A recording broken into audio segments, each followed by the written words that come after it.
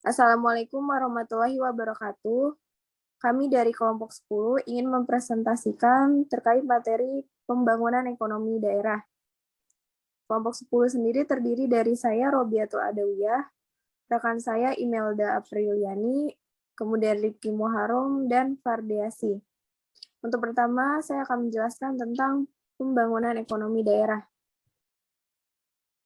Konsep pembangunan ekonomi daerah. Pembangunan ekonomi daerah adalah suatu proses di mana pemerintah daerah dan seluruh komponen masyarakat mengelola sumber daya yang ada dan membentuk suatu pola kemitraan untuk menciptakan suatu lapangan pekerjaan baru dan merangsang perkembangan kegiatan ekonomi dalam daerah tersebut. Menyadari perbedaan karakteristik daerah, maka membangun ekonomi daerah hendaknya disesuaikan secara spesifik dengan keadaan masing-masing, dengan melihat faktor-faktor pendukung dalam pertumbuhan dan pembangunan ekonomi daerah. Selanjutnya, konsep pembangunan daerah. Untuk yang pertama, komponen yang pertama yaitu kesempatan kerja. Konsep lamanya, semakin banyak perusahaan, semakin banyak peluang kerja. Untuk konsep barunya, perusahaan mengembangkan pekerjaan sesuai penduduk daerah. Komponen yang kedua, berbasis pembangunan.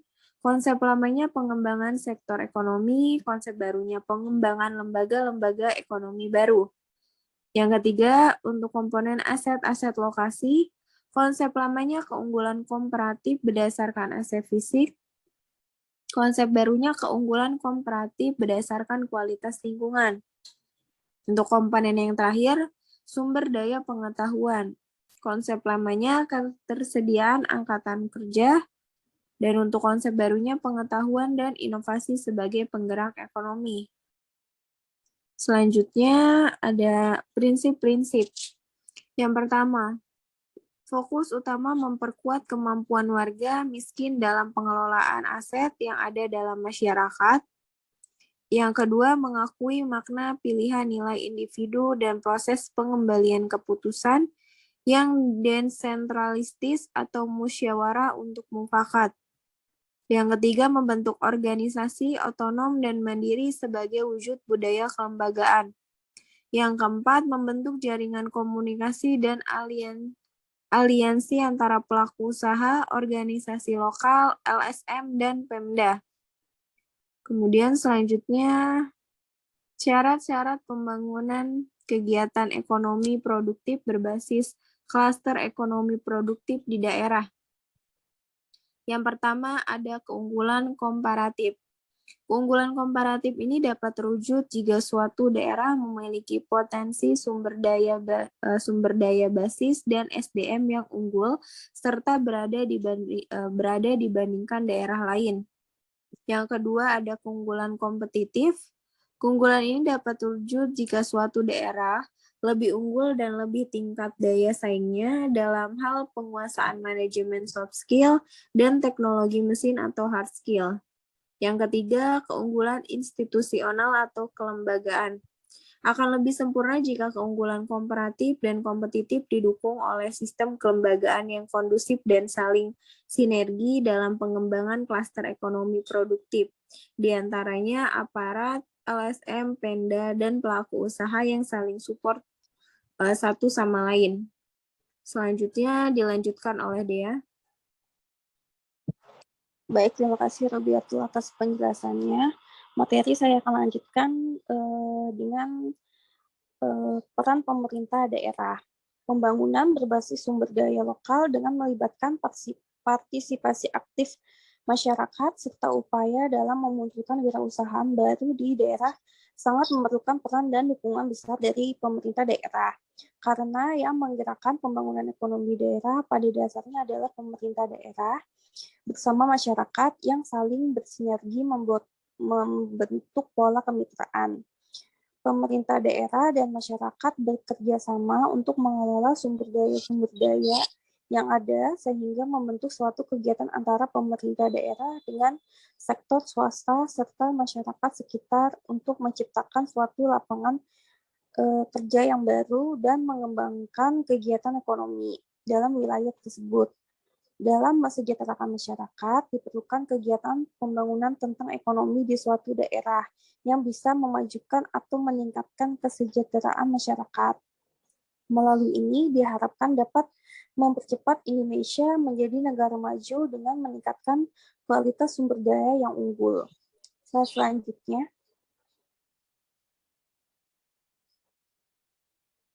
lalu untuk selanjutnya di sini ada peran pemerintah daerah. Peran pemerintah daerah ini ada 4 ya. Yang pertama itu wirausaha. Nah, di sini peran pemerintah itu dia bertanggung jawab untuk menjalankan suatu bisnis dengan memanfaatkan potensi daerah. Misal di suatu daerah itu ada kayak pantai atau gunung, nah itu bisa dibuka untuk tempat wisata sehingga bisa memajukan ekonomi di tempat tersebut.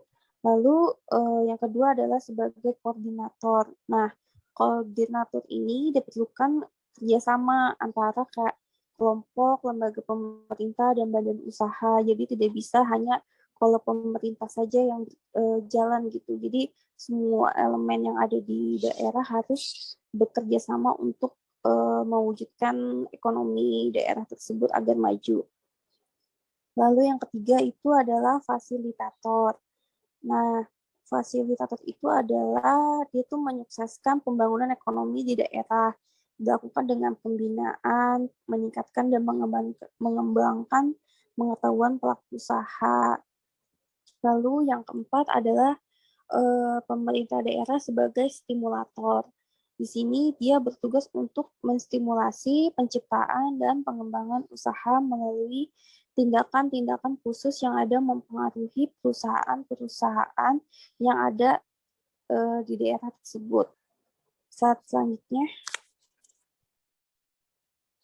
di sini saya beri contoh gambar untuk 4 peran pemerintah daerah. Yang pertama ini wirausaha, seperti yang sudah saya jelaskan ya. Jadi misal di daerah tersebut ada kayak pantai atau gunung, nah itu bisa dibuka untuk tempat wisata. Jadi kan kalau misalnya ada tempat wisata buka, masyarakat di sana bisa kayak buka tempat makan, terus mengelola tempat tersebut. Ini contohnya ada Pantai Sundak. Nah ini lokasinya ada di Desa Sidoarjo, Kabupaten Gunung Kidul, Yogyakarta. Lalu yang kedua ada koordinator. Di sini ada gambar tentang rapat koordinasi. Nah, biasanya kalau rapat koordinasi ini yang hadir itu kayak koordinator bidang perekonomian dengan para pemerintah daerah. Nah, untuk yang ketiga ada fasilitator. Ini kalau fasilitator itu bisa dalam bentuk pelatihan umum. Misalnya di sini ada pelatihan UMKM yang diadakan pemerintah. Nah, pelatihan UMKM ini dia tuh untuk mengupgrade UMKM untuk lebih meningkat gitu pengelolaan usahanya, terus wawasan dalam berbisnisnya. Lalu yang keempat ada stimulator. Pemerintah itu dalam stimulator bisa dengan cara mewujudkan pembangunan infrastruktur daerah ya. Ini contohnya adalah di pertanian. Jadi pemerintah itu mengerjakan JIT yang merupakan komponen penting di irigasi. Jadi kalau misalnya irigasinya udah diperbaiki itu bisa dapat meningkatkan indeks pertanaman seperti itu. Next. Terus selanjutnya ada teori pembangunan ekonomi daerah. Nah, pembangunan ekonomi daerah adalah suatu proses di mana pemerintah daerah dan masyarakat mengelola sumber daya yang ada dan membentuk suatu pola kemitraan antara pemerintah daerah dengan sektor swasta untuk menciptakan suatu lapangan kerja baru dan merangsang perkembangan kegiatan ekonomi daerah dalam wilayah tersebut. Ini contohnya seperti tadi kayak mengelola pantai setempat gitu. Next. Untuk selanjutnya ada teori basis ekonomi. Berdasarkan teori berbasis ekonomi, perekonomian daerah dibagi menjadi dua, yaitu perekonomian basis utama dan non-basis. Teori ini mendasarkan pandangannya bahwa laju pertumbuhan ekonomi daerah ditentukan oleh besarnya nilai dari kegiatan ekspor suatu daerah dapat mengandalkan sektor basis dengan syarat apa yang dihasilkan tidak hanya untuk memenuhi kebutuhan lokal, tapi juga untuk luar daerah dan memiliki keunggulan kompetitif. Semakin besar kegiatan ekspor, semakin besar kontribusi nilai ekspor terhadap perkembangan ekonomi suatu wilayah.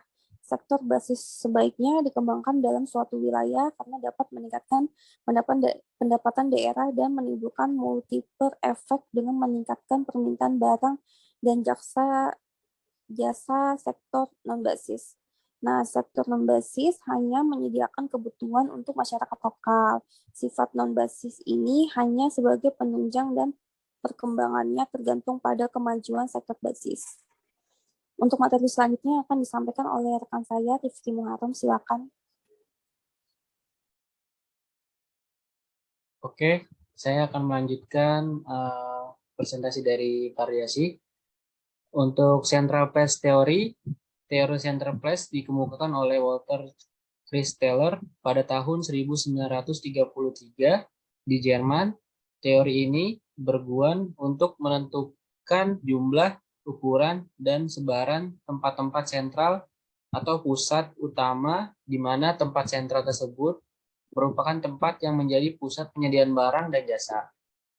Ide teori ini adalah bagaimana membangun hubungan ketergantungan antara kota dengan daerah di sekitarnya. Untuk membangun hubungan ketergantungan ekonomi antara kota utama dengan kota madya dan desa di sekelilingnya dibutuhkan asumsi dan ketentuan-ketentuan berikut. Yang pertama, daerah-daerah sekitarnya memiliki sumber daya alam dan tanah subur yang tidak terbatas. Yang kedua, para petani memiliki rata-rata tingkat pendapatan dan permintaan barang dan jasa yang mirip. Yang ketiga, biaya perjalanan dan pengangkutan barang adalah fungsi dari jarak yang ditempuh. Next. Untuk selanjutnya, hubungan ketergantungan antara tempat sentral dengan daerah sekitar berdasarkan konsep. Di sini terdapat dua konsep, yaitu fungsi rank tempat sentral terdiri dari dua batasan, yaitu batasan jarak lebih jauh dan batasan jarak yang lebih dekat. Jika jarang ke area pasar jauh dari jangkauan penduduk, maka penduduk akan cenderung mencari ke pasar yang lebih dekat. Yang kedua, fungsi threshold adalah jumlah minimum penduduk yang diperlukan untuk menunjang kesinambungan pasokan barang dan jasa atau tingkat dukungan minimum yang diukur dengan jumlah penduduk yang diperlukan untuk mendukung suatu fungsi dalam komunitas tertentu. Next.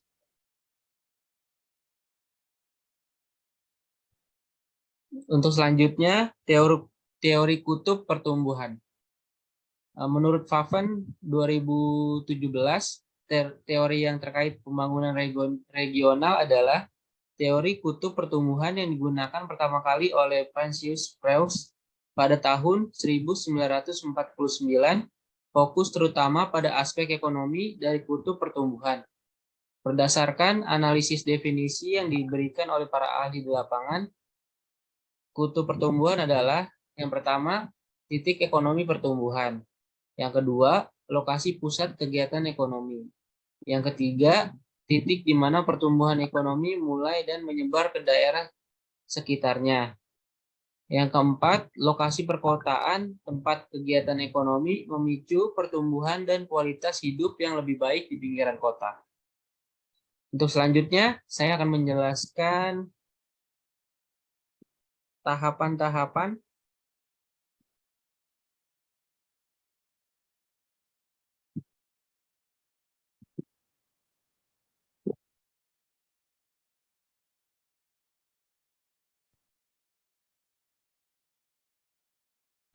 perkembangan growth pole theory. Yang pertama, pertumbuhan stationary. Tahapan stagnasi ekonomi dan tidak ada pemanfaatan sumber daya, modal, dan tenaga kerja, tidak bergerak, dan kecenderungan pembangunan yang lebih rendah. Yang kedua, sentralisasi. Faktor-faktor produksi bergerak menuju ruang ekonomi dan usaha-usaha baru, kegiatan ekonomi telah dimulai. Yang ketiga, polarisasi. Dalam polarisasi, pertumbuhan ekonomi telah dimulai dan efek backwash yang menguras sumber daya dari sekitarnya. Yang keempat, fase aglomeratif. Efek backwash lebih ditekankan dan daerah sekitarnya menjadi desertifikasi, sementara pusat berkembang menjadi kutub pertumbuhan dan Sevara tidak proporsional lebih besar daripada pusat kota lainnya. Yang terakhir, trickle down, fase terakhir dari perkembangan kutub pertumbuhan, identik dengan efek penyebaran atau tidak ada ruang untuk pengembangan lebih lanjut di wilayah kutub pertumbuhan, seperti yang disarankan oleh Gunnar Myrdal. Selanjutnya, analisis pembangunan ekonomi daerah, analisis location question atau LQ. Jenis analisis LQ digunakan untuk melihat peranan sektor tertentu dalam suatu wilayah dibandingkan dengan peranan sektor tertentu dalam wilayah yang lebih luas, atau dapat digunakan untuk mengetahui sektor atau komoditas yang memiliki keunggulan dibandingkan dengan komoditas lainnya. Perhitungan LQ sangat sederhana, yaitu hanya dengan membandingkan sumbangan sebuah sektor perekonomian dengan sektor yang sama pada cakupan wilayah yang lebih luas daripada daerah tersebut. Misalnya, sumbangan sektor pertanian Kabupaten A dibandingkan dengan sektor pertanian provinsi, atau kontribusi sektor pertanian provinsi A dibandingkan dengan sektor pertanian nasional. Dari hasil perhitungan LQ, maka terdapat 3 data yang dapat dianalisis dalam perkembangan pembangunan ekonomi daerah menurut Simpson pada 2006. Yang pertama, menganalisis besaran atau peranan tenaga kerja dan pendapatan daerah. Yang kedua, menganalisis pertumbuhan dalam tenaga kerja dan pendapatan daerah. Yang ketiga, menganalisis relatif peranan sektor-sektor ekonomi, mana yang unggul dan yang tidak. Next. Untuk selanjutnya, analisis shift share. Analisis shift share adalah analisis yang mampu menjelaskan perubahan struktur perekonomian daerah dan faktor-faktor penyebabnya, serta memberikan gambaran kinerja perekonomian daerah serta berbeda dengan nasional. Kegunaan analisis shift share adalah untuk menganalisis pergeseran perekonomian daerah. Yang kedua, menganalisis struktur dan peserapan perekonomian atau penekanan pada pertumbuhan sektor perekonomian daerah dibandingkan dengan nasional. Yang ketiga, menganalisis pergeseran struktur perekonomian daerah dan kemungkinan suatu daerah menuju tingkat perekonomian yang lebih tinggi. Kemudian, pertumbuhan ekonomi dan pergeseran struktur perekonomian daerah ditentukan oleh 3 komponen. Yang pertama, pertumbuhan ekonomi nasional mengetahui apakah suatu daerah mengalami pertumbuhan pada periode tertentu disebabkan peranan pertumbuhan ekonomi nasional. Yang kedua, pergeseran proporsi, mengetahui pertumbuhan relatif naik atau turun suatu sektor di daerah dibandingkan sektor yang sama pada tingkat nasional. Yang ketiga, pergeseran diferensial, yaitu mengetahui seberapa kompetitif sektor industri tertentu di daerah dibandingkan sektor yang sama pada tingkat nasional. Disebut juga pengaruh keunggulan kompetitif. Next, untuk selanjutnya akan dijelaskan oleh Robiatul. Ya, saya lanjutkan. Berikutnya ada analisis overlay. Gabungan analisis LQ dan shift share disebut analisis overlay. Tujuannya adalah mengetahui kegiatan ekonomi atau sektor yang potensial atau tidak dikembangkan. Terdapat 4 kemungkinan. Yang pertama, pertumbuhan positif, kontribusi positif, artinya sektor harus diprioritaskan. Yang kedua, pertumbuhan positif, kontribusinya negatif, artinya sektor sedang berkembang. Yang ketiga, pertumbuhan negatif, kontribusinya positif, artinya sektor sedang turun perlu dipacu. Dan yang keempat, pertumbuhan negatif, kontribusinya negatif, artinya sektor tidak perlu dikembangkan karena tidak layak. Selanjutnya ada tipologi daerah. Tipologi daerah berguna untuk mengklarifikasi perkembangan pembangunan ekonomi daerah berdasarkan pola dan struktur pertumbuhan ekonomi. Terdapat dua indikator utama, yaitu pertumbuhan ekonomi, sumbu vertikal, dan pendapatan per kapita atau sumbu horizontal. Terdapat 4 kriteria daerah. Yang pertama ada daerah cepat maju dan cepat tumbuh. Artinya pertumbuhan ekonomi dan pendapatan per kapita lebih tinggi. Dan yang kedua daerah maju tapi tertekan. Artinya pertumbuhan ekonomi rendah dibandingkan yang lain, tapi pendapatan per kapita lebih tinggi. Dan yang ketiga daerah berkembang cepat dibandingkan daerah berkembang cepat. Artinya terdapat pertumbuhan ekonomi, tapi pendapatan per kapita rendah dibandingkan rata-rata wilayah lain. Dan yang terakhir, yang keempat, daerah relatif tertinggal. Artinya pertumbuhan ekonomi, pendapatan per kapita lebih rendah dibandingkan rata-rata wilayah lain.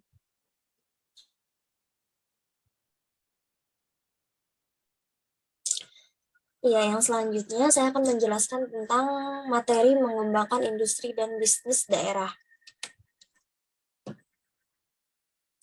Nah, di sini ada tujuan dan solusinya. Tujuannya adalah agar tercapai pemerataan pembangunan antar berbagai daerah atau antar pedesaan dan perkotaan, mengacu pada paradigma pembangunan ekonomi baru yang menekankan pembangunan daerah disesuaikan dengan penduduk daerah. Maka membangun industri dan bisnis di daerah adalah suatu keniscayaan yang dapat dilakukan. Pengembangan industri dan bisnis daerah merupakan pelaksanaan Central Place Theory yang menginginkan sinergitas dan hubungan ketergantungan di antara desa dengan kota kecil dan kota besar di daerah. Dengan adanya ketergantungan, maka pembangunan ekonomi tidak hanya tumbuh dengan berkembang pesat di sentral, tapi juga wilayah sekitar yang juga ikut tumbuh dan berkembang. Model ini disebut model kausatif kumulatif Gunnar-Milidar. Salah satu cara yang dimungkinkan adalah pengembangan industri dalam perdesaan dalam bentuk klaster atau berkumpulnya usaha-usaha atau perusahaan dalam ruang geografis tertentu. Yang selanjutnya itu ada tahapan pengembangan klaster. Tahapan pengembangan klaster itu dibagi 4. Menurut Ananda tahun 2017, dalam konteks pembangunan ekonomi daerah, maka peran proaktif Pemda bersama-sama masyarakat mengelola sumber daya daerah yang potensial untuk diwujudkan. Model pengembangan industri berbasis komunitas yang dapat ditiru adalah pengembangan klaster. Yang pertama, tahap-tahap pengembangan klaster dibagi 4. Yang pertama ada klaster pasif. Klaster pasif merupakan sifatnya natural, aktivitas produksi yang secara tradisional sudah lama dilakukan secara komparatif, memiliki keunggulan secara komparatif, minimal bahan baku dan para tenaga lokal yang terampil. Kemudian ada klaster aktif, mulai mampu mengembangkan teknik produksi, pemasaran domestik atau dalam negeri dan antar wilayah. Permasalahan yang muncul pada tahap ini adalah kualitas dan masih terbatas pada pasar domestik. Klaster yang selanjutnya adalah klaster yang ketiga, yaitu klaster dinamis.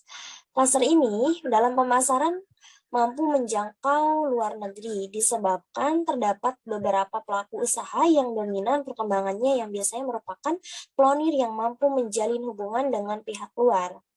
Yang berikutnya ada cluster advance, itu mampu mengembangkan kerjasama dengan berbagai pihak yang berkepentingan dalam pengembangan usahanya, antara lain ada perbankan.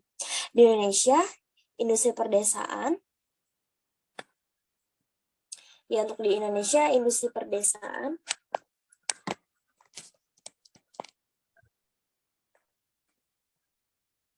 Di Indonesia, industri pedesaan dikonotasikan sebagai alat pembangunan pedesaan dan bukan bagian dari pembangunan industri modern. Oleh sebab itu, terjadi dualisme industri besar dengan industri kecil. Nah, yang terakhir, di sini saya akan menjelaskan tentang strategi kebijakan pengembangan dan pembinaan industri pedesaan. Di sini ada strategi pengembangan. Langkah-langkah yang dilakukan dalam strategi pengembangan yang pertama, modernisasi usaha meliputi pengembangan produk, ekspansi usaha, pemasaran bersama. Upaya yang ditempuh yaitu kerjasama dengan pusat konsultasi pengusaha kecil dan perguruan tinggi. Lalu strategi pengembangan, langkah-langkah yang kedua, stabilisasi usaha. Upaya yang ditempuh adalah mempermudah penyaluran akses kredit. Yang ketiga, strategi pengembangan langkah-langkahnya itu mengeliminasi kelemahan usaha kecil dalam aspek produksi, pemasaran, teknologi, persaingan, dan bahan baku. Upaya yang harus ditempuh yaitu kerjasama antara lembaga terkait untuk mengatasi masalah. Yang berikutnya ada strategi dalam pembinaan. Langkah-langkah yang pertama yaitu aspek manajerial. Dalam aspek manajerial, upaya yang harus ditempuh yaitu peningkatan omset, kemampuan pemasaran, dan sumber daya manusia atau SDM. Lalu strategi pembinaan, langkah-langkah yang kedua, aspek permodalan. Upaya yang harus ditempuh adalah KUPEDES, KUK, KIK, dan KCK. Yang selanjutnya, strategi pembinaan, program kemitraan. Langkah-langkah yang harus ditempuh yaitu sistem bapak anak angkat, modal ventura, subkontrak, atau perkebunan inti rakyat. Lalu yang selanjutnya adalah strategi pembinaan. Langkah-langkah yang selanjutnya adalah pengembangan sentra industri. Upaya yang harus ditempuh yaitu pemukiman industri kecil, lingkungan industri kecil didukung oleh unit pelayanan teknis dan tenaga penyuluh industri. Yang selanjutnya, strategi pembinaan yang terakhir yaitu langkah-langkah yang terakhir, pembinaan bidang usaha dan daerah tertentu. Upaya yang harus dilakukan, kelompok usaha bersama koperasi industri kecil dan kerajinan. Berikut materi yang telah disampaikan oleh kelompok 10. Mudah-mudahan bisa bermanfaat untuk kita semua. Sekian presentasi dari kelompok 10, kurang lebihnya mohon maaf. Wassalamualaikum warahmatullahi wabarakatuh. Waalaikumsalam.